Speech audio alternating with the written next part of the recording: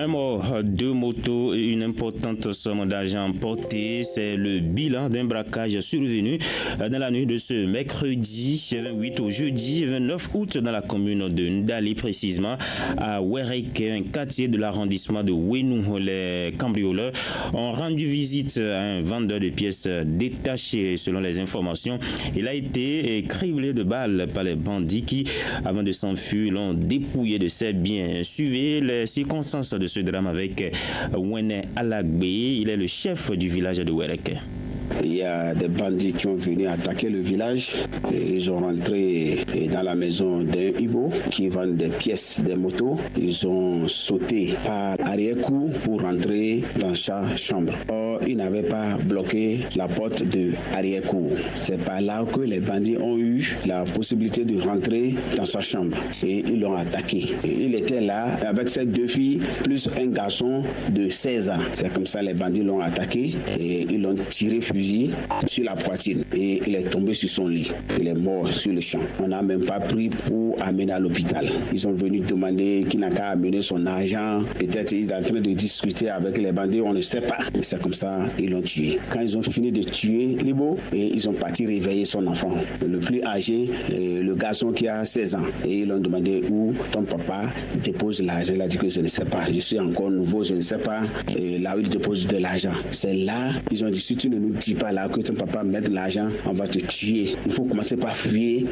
toutes vos habits, il faut tuer partout, tous les coins, il faut fouiller, nous trouver de l'argent. J'ai informé le chef du village, a aussitôt alerté la police.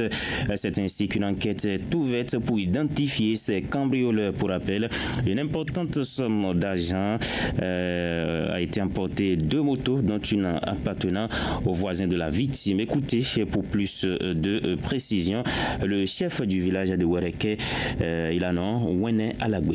C'est comme ça, ils ont vraiment menacé le petit et le petit a commencé par éparpiller tous les effets qui sont dans les chambres. Et c'est comme ça, l'argent qu'ils ont eu dans la chambre de Ibo, ils ont pris. Lorsqu'ils ont tiré sur Ibo, il y avait un jeune qui est l'enfant du propriétaire de la maison et il a appelé le papa. Quand il a appelé le papa, il a dit vraiment, chez nous ici, ça ne va pas. Il y a des bandits qui nous ont attaqués.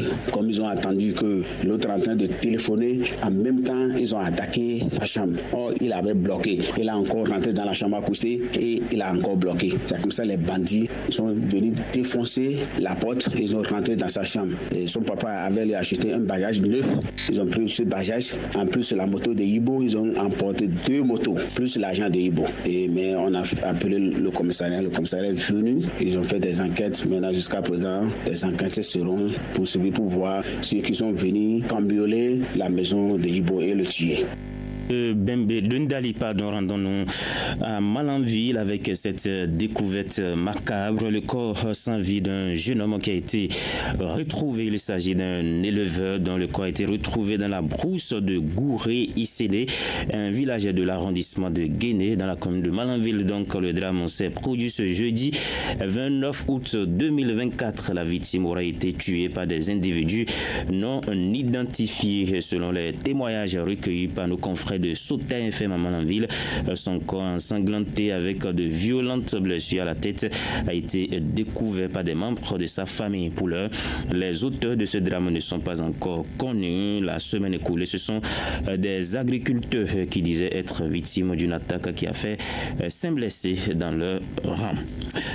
Revenons à Bembereke, encore du personnel au profit des forces de défense et de sécurité. Ce vendredi 30 août 2024, les recrues du groupement de projection des forces armées béninoises classe 2023 BA3 et leurs camarades des eaux, forêts et chasses ont été présentés au drapeau national. Ceci après 3 mois d'intense formation au centre de formation militaire de Bembereke, CFMB. La cérémonie s'est déroulée en présence d'autorités politico-administratives, d'un parterre de cadres militaires et des populations.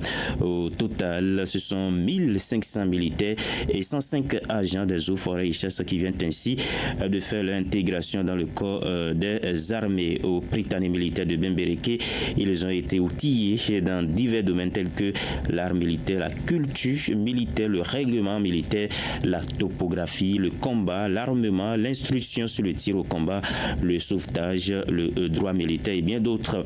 Ils ont aussi subi une marche d'endurance de 120 km pour l'évaluation de leur capacité physique et mentale. Dans son discours, le lieutenant-colonel Henri Tozé, commandant du centre de formation militaire de Bembereke, a rappelé l'objectif visé par le gouvernement à travers ce nouveau recrutement. Écoutez. Cette formation qui intervient dans un contexte sécuritaire qu'on ne décrit plus est l'expression conjuguée de la volonté du chef de l'État et de son gouvernement de renforcer davantage, d'une part, le sentiment de quiétude au sein de nos vaillantes populations et d'assurer la protection et la gestion durable des ressources naturelles d'autre part. En autorisant le recrutement de ces jeunes gens, le gouvernement de la République du Bénin a voulu donner aux forces de défense et de sécurité, entre autres, les ressources humaines, premier maillon indispensable du système de défense du territoire et gage de la dispensation de la sécurité des personnes et des biens. Conditions nécessaires pouvant permettre d'asseoir une économie durable. La cérémonie à laquelle vous allez assister est la symbolique du passage de la vie civile à la vie militaire de 1604 jeunes gens, un parmi eux nous ayant quittés le samedi 3 août 2024 à l'issue d'une marche commando. S'adressant aux recrues, le commandant Henri Tozé les a invités à servir avec abnégation, amour et fidélité leur pays. Les valeurs telles que la discipline et l'engagement doivent les caractériser au quotidien afin qu'ils fassent convenablement honneur aux forces de défense et de sécurité. La hiérarchie salue le courage, le sérieux et la détermination dont ils ont fait preuve tout au long de leur formation. On écoute le commandant du centre de formation militaire de Bembereke. Ces recrues ont affiché pendant leur séjour au centre de formation militaire de Bembereke un remarquable esprit de solidarité, de fraternité, de cohésion et surtout le même désir de s'instruire pour servir la nation béninoise avec honneur et fidélité. Jeunes gens de la classe 2023-3, voilà qu'aujourd'hui, après vous être baignés dans la vision de l'excellence incarnée par le centre de formation militaire de Bembereke, vous comprenez maintenant l'environnement militaire. Votre assiduité et la discipline vous ont permis d'arriver au terme de cette formation. Sachez à présent que votre carrière dans les forces de défense et de sécurité dépendra de vous et de vous seul. Si vous la déroulez en professionnel, respectueux des lois de la République, si tout au long de votre carrière, vous vous conformez aux règles de discipline générale tout en faisant l'effort de toujours vous cultiver, votre avenir sous le drapeau sera radieux. La cérémonie de présentation au drapeau est suivie d'une autre, celle de la remise de fourrage, qui est un événement majeur dans la vie du jeune soldat. Les recrues ont enfin fait un défilé militaire impressionnant à l'assistance et la fête s'est poursuivie dans les familles. Cette cérémonie, vous l'avez certainement deviné, s'est déroulée sous une grosse pluie ce vendredi et cette pluie justement a causé des dégâts dans certains quartiers de Parakou. C'est le cas du quartier d'Okparou-Est, situé dans le 3e arrondissement, où plusieurs ménages ont fait les frais de cette pluie battante. Elle a causé la chute de clôtures des maisons submergées par les eaux de ruissellement, la mort d'animaux domestiques qui n'est pas épargnée. Quelques heures après cette pluie, Manzourat Adeni Djibril est allé faire le constat sur le terrain. Il est 17h, quelques heures après les pluies diluviennes qui se sont abattues sur la ville de Parakou. L'heure est au nettoyage. Enfants, jeunes, mamans, tous s'attellent pour réaménager l'intérieur des chambres et la cour des maisons. Si certains s'apprêtent à préparer le dîner, d'autres sont loin de finir le nettoyage pour s'occuper de la cuisine. Cette pluie a rendu routes et autres artères impraticables. Des maisons sont aussi inondées et des familles entières sont sont sans abri. Razak Oruyuru et Yvonne Assogba. L'ambiance est morose. Depuis le matin, on n'est pas sorti de la maison. Tout est bloqué puisque vous-même vous constatez avec nous qu'actuellement la maison est inondée. Chaque saison, surtout dans le mois d'août, on assiste à ce spectacle désolant. Tout est bloqué, dehors, il n'y a pas de voie d'accès. Ça peut durer 3 jours, 4 jours avant de disparaître. Et nous vivons dans ces conditions-là depuis 4 ans. Notre quartier, quand il pleut, on a vraiment des problèmes. Tout le monde a peur parce qu'on n'arrive pas à dormir si c'est la nuit. Et quand c'est le jour aussi, on est là en éveil. On ne peut pas se reposer. Malgré les dispositions prises par les autorités locales, notamment le remblayage, la situation persiste. Et ce, depuis bientôt 4 ans. Les habitants de ce quartier appellent les autorités à leur venir en aide. Razak Oruyuru et Yvonne Assogba. Surtout ce qui nous tient à cœur, c'est que les autorités à divers niveaux doivent vraiment nous venir en aide. Chaque année, nous ne faisons que crier. Nous assistons chaque année à ce spectacle. Donc nous leur demandons de bien vouloir avoir pitié de nous. Sincèrement, si les autorités sont à l'écoute, ils n'ont qu'à venir nous aider. Sincèrement, nous n'arrivons pas à vivre dans le quartier, surtout en saison pluvieuse. Nos enfants sont exposés aux aléas climatiques, surtout les maladies d'origine hydrique. On a vraiment peur. Il faut que les autorités nous viennent en aide. Nous voulons que les autorités viennent en aide. Par exemple, nous faire des fossés. S'il y a deux fossés, un fossé de ce côté et de l'autre aussi, ils font un fossé là, nous, là, peut-être. Et là, peut-être que l'eau aille dans le grand fossé pour que ça ne nous envahisse plus. Il y a de cela quelques semaines, nous nous sommes plaints des séquences sèches, mais cette plainte est venue laisser place à une autre plainte. Un mort et des dégâts matériels, c'est le triste bilan d'un accident de circulation survenu cet après-midi de vendredi au quartier, au niveau du marché à Bétaïen du village de Barérou, département du Borgou, commune de Tiaourou. Selon les témoignages, il s'agit d'un motocycliste ayant quitté le village de Monon pour Parakou et roulant à contresens. Il est entré en collision avec un véhicule en direction de Djougou. Le choc a été fatal pour le conducteur de la moto de Mak Badiadja qui est décédé sur le champ. Informé du drame, le chef du quartier s'est dépêché sur les lieux et a fait appel également au commissaire de la localité pour le constat des faits. Le propriétaire du véhicule a pris la clé des champs. On écoute Alagwe Bioapo, chef du quartier Barérou, qui relate les faits au micro de Akila Stako. Vraiment, c'est le motocycliste là qui sortait de la voie de Monon en allant vers Parakou. Et le véhicule vient de Parakou. Donc l'autre, il est au sens contraire. Qui était en sens contraire? Et l'homme de moto. Donc c'est ça qui a produit ça. Je ne suis pas sur les lieux quand ça se produisait. Mais d'après ce que les gens ont dit, quand il sortait, ce qu'il avait fait, c'est ce qui s'est passé. Donc on m'a appelé, je suis venu. J'ai bien vu comment ça s'est passé ici. Il y a un mort. L'homme de moto est mort. Il est mort sur les champs. Les autres, on n'a trouvé personne là, ils ont fui. Les passagers, les chauffeurs eux-mêmes, tout le monde a fui. Tout le monde a fui. Il y a moto là, et le véhicule, tout est gâté. Les policiers sont sur le lieu. Ils sont en train de faire leur travail. Il faut toujours faire attention. Allure n'amène personne à quelque part. Allure, ça, c'est ce que ça amène, ce qui n'est pas bon. Il faut que tout le monde roule doucement sur la circulation. La ville de Glazeux, nous sommes là dans le département des Collines, a vibré au rythme de l'inauguration officielle de son tout nouveau marché moderne. C'était le mercredi 28 août dernier. Il s'agit de l'un des plus grands marchés du Bénin. Cet événement historique s'est déroulé en présence de plusieurs hautes personnalités, dont le ministre de l'Agriculture, de l'Élevage et de la Pêche et la ministre de l'Enseignement supérieur et de la Recherche scientifique, ainsi que la ministre de l'Industrie et du Commerce et le ministre du Développement et de la Coordination de l'action gouvernementale. Dans son discours, la ministre de l'Industrie et du Commerce a notifié l'importance de ce marché pour l'économie béninoise. On écoute pour plus de précision Sadia Alimanto Assouman. Elle est suivie dans ses propos de Eunice Loisel Kinefort, directrice générale de l'Agence nationale de gestion des marchés ANAGEM, qui est revenue sur les caractéristiques du marché. Ce moment est historique, non seulement pour Glazoué, mais aussi pour tout le Bénin. Il incarne la vision du chef de l'État pour un développement équitable et durable, où chaque région, chaque communauté se voit offrir les moyens de prospérer et de contribuer au rayonnement de notre nation. Vous avez à toutes les occasions la confirmation que la population de Glazoué et des collines ne s'est pas trompée en choisissant le président Patrice Talon comme gouvernail. Ce joyau vous appartient.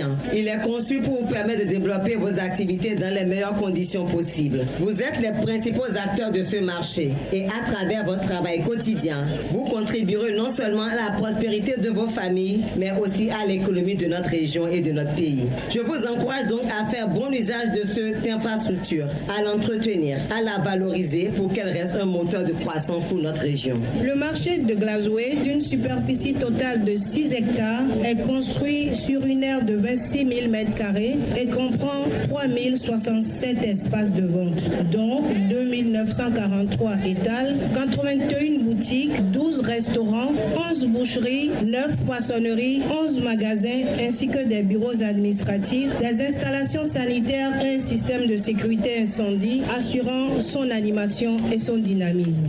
Cette cérémonie a connu également la présence de plusieurs députés à l'Assemblée nationale, des maires de la région et de plusieurs préfets représentant le président de la République. Abdoulaye Biotchane a souligné l'importance de ce lieu d'échange qui regroupe les ressortissants de plusieurs pays. On écoute le ministre d'État chargé du développement et de la coordination de l'action gouvernementale.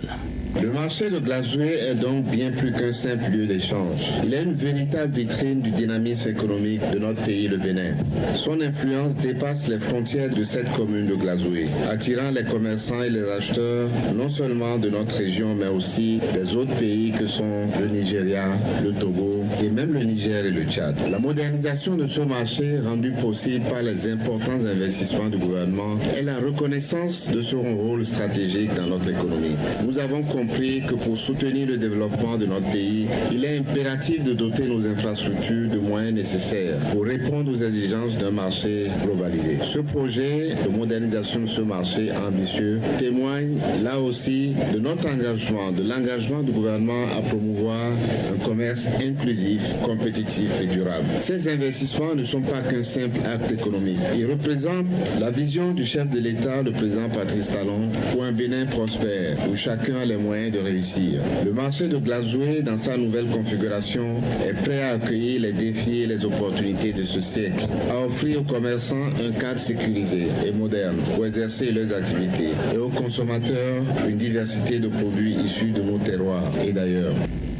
Et ce n'est plus possible de faire des tontines en ligne au Bénin à travers des affiches réalisées et publiées sur ces différents canaux de communication. Le Centre national d'investigation numérique, CNIN en abrégé, a réitéré l'interdiction formelle de cette politique en ces termes. La tontine en ligne est une activité illégale, peu importe la plateforme utilisée. Fin de citation. Et puis, nul n'est censé ignorer la loi, a rappelé le CNIN aux initiateurs de ces activités en ligne, notamment les tontines numériques. Le CNIN, successeur de l'Office de l'ex-Office central de répression de la cybercriminalité, OCRC, insiste sur le respect de la loi et intensifie ses efforts pour lutter contre les activités illégales en ligne, notamment les tontines numériques. Les populations sont ainsi invitées à plus de prudence. Nous allons maintenant parler d'éducation. Les nouveaux bacheliers peuvent désormais s'inscrire dans les différentes facultés et écoles des universités du Bénin. La plateforme d'inscription en ligne est ouverte depuis le mardi 27 août dernier. Il s'agit d'une étape qui permettra à ces bacheliers de 2024 de choisir leur filière universitaire en ligne. Cette opération offre aux étudiants une interface simple et accessible pour exprimer leur désir d'études dans les universités béninoises. Elle permet également de faciliter le processus d'affectation dans les différentes universités publiques du Bénin en tenant compte de la disponibilité des capacités d'accueil de chacune des universités. On écoute pour plus de précision le directeur général de l'enseignement supérieur, le professeur Isaka Youssao Abdoukarim, qui revient sur les séries concernées par cette opération.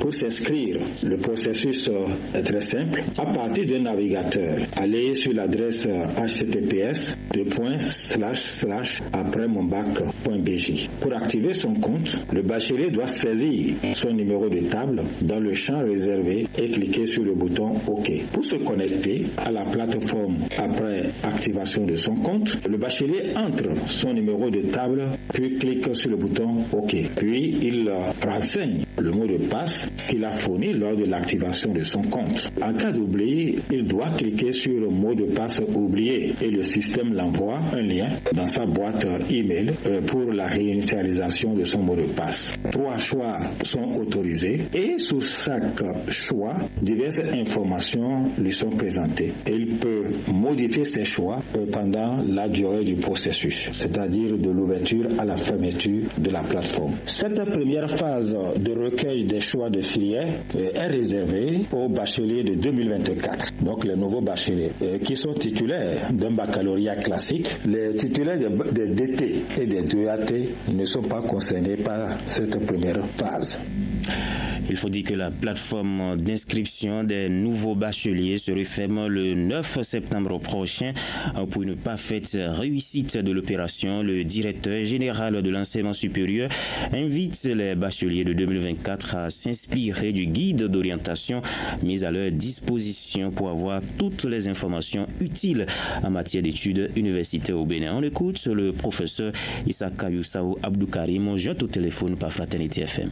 L'inscription se fait directement sur la plateforme. Il n'y a pas de dossier physique à déposer et la sélection se fait directement via la plateforme. Donc voilà, il n'y a pas un contact entre les acteurs. Chaque bachelier doit lire d'abord le guide d'orientation des nouveaux bacheliers et faire son choix, puis prendre le temps avant donc de s'inscrire au niveau de la plateforme. Et s'il s'inscrit au niveau de la plateforme, il ne doit pas croiser les bras. Il doit aller régulièrement contrôler sa position au niveau de la plateforme et au besoin, s'il voit qu'il est mal placé au niveau d'une filière, il a la possibilité de changer avant la fermeture de la plateforme. Une fois les inscriptions terminées, c'est-à-dire le 9 septembre 2024 à minuit, les dossiers sont traités directement sur la plateforme et la délibération et la publication des résultats sont prévus pour le 20 septembre 2024. Donc déjà, le 20 septembre 2024, tous les bacheliers classés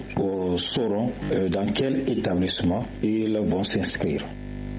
En plus bref, avant de retrouver les nouvelles sportives, retenez que c'est officiel. Le Sofitel Hôtel de Cotonou a désormais une directrice nommée par le président Patrice Talon. La Française Juliette Perron a pris les commandes du tout nouveau joyau 5 étoiles érigé au cœur du plus grand centre d'affaires du Bénin. Les sports.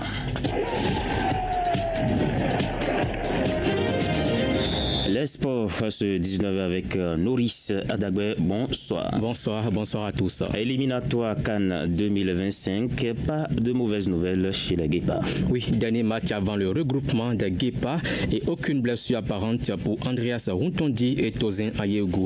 En championship D2 Angleterre ce samedi, Burnley a été tenu en échec 1 but partout par Blackburn lors de la 4e journée. Après avoir été aligné en Coupe de la Ligue mercredi dernier, Andreas Runtondi est resté sur le banc pour la réception ce soir de Blackburn et donc n'a reçu aucun choc pouvant l'indisposer. De son côté, Tosin Ayegu a disputé l'intégralité du match de la 3e journée de la Ligue 2 Bécarté entre Lorient et Amiens, soldé par une victoire des Amiénois 1-0. Tous présents sur la liste de Guénet Roar, Andreas Runtondi et Tosin Ayegu sont attendus à Abidjan lundi 2 septembre prochain. En Liga, le championnat espagnol, festival offensif du Barça Real Valladolid humilié. Effectivement, 4e match de la Liga et 4e victoire pour le Barça dans ces flics qui a écrabouillé Valladolid ce samedi sur le score de 7-0 avec notamment un triplé et 2 passes décisives de Rafinha. Robert Lewandowski, Jules Koundé, Daniel Mo et Ferran Torres ont également fait trembler les filets. Le Barça conforte sa première place en Liga avec son bilan parfait après 4 journées. Il n'avait plus obtenu une victoire aussi large depuis avril 2016. Davantage que le score est humiliant, c'est bien le style de jeu très séduisant proposé par les hommes du coach allemand qui permet aux Blaugrana de retrouver leur plus belle qualité. Brest et Monaco, leurs futurs adversaires en Ligue des Champions, sont prévenus. Voilà, merci à vous, Honoris. On va maintenant effectuer le voyage sur le continent, c'est la page Afrique.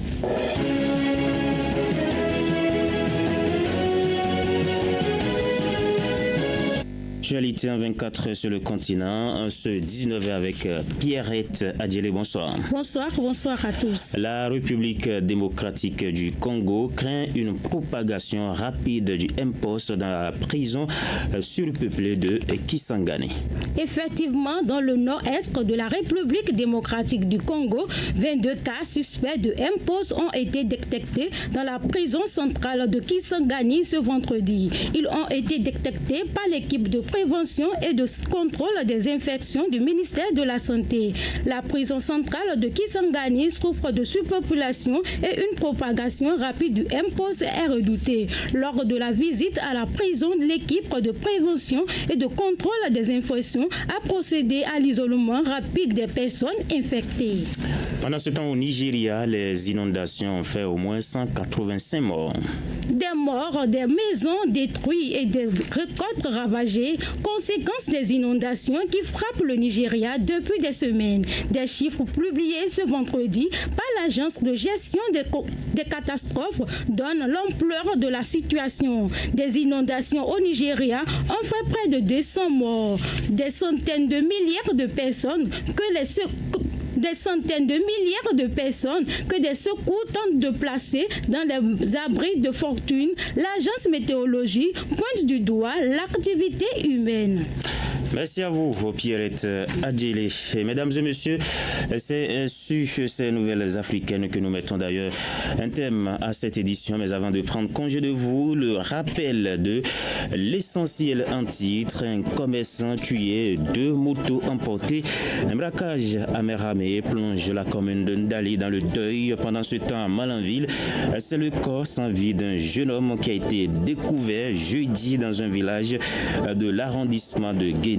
Vous avez eu le récit des faits par rapport à ces 2 drames. 1604 recrues des forces de défense et de sécurité présentées ce vendredi au drapeau national. La cérémonie s'est déroulée au centre de formation militaire de Bembereke où ces soldats ont été formés. Ces nouveaux soldats sont appelés à servir loyalement la patrie. Le point de la cérémonie vous a été servi dans cette édition et puis plus de tontines en ligne au Bénin à travers des affiches réalisées et publiées sur ces différents canaux de communication. Le Centre national d'investigation numérique, CENIN, a réitéré l'interdiction formelle de cette activité. Le CENIN insiste sur le respect de la loi et intensifie ses efforts pour lutter contre les activités illégales en ligne, notamment les tontines numériques. On vous a servi également les précisions à ce niveau. Jacques Degbé, j'étais en direct chez vous. Collaboration technique, Christian Votsetien. L'édition retrouve Akilas Tako et cette édition a été mise en ligne par Fongelos Olou. Toute l'équipe de préparation et de présentation vous remercie pour votre aimable fidélité. Rendez-vous demain à 13h avec le service de l'information pour d'autres nouvelles. Mais ici là, restez câblés sur le programme de la 96.5. C'était le journal sur Fraternité FM.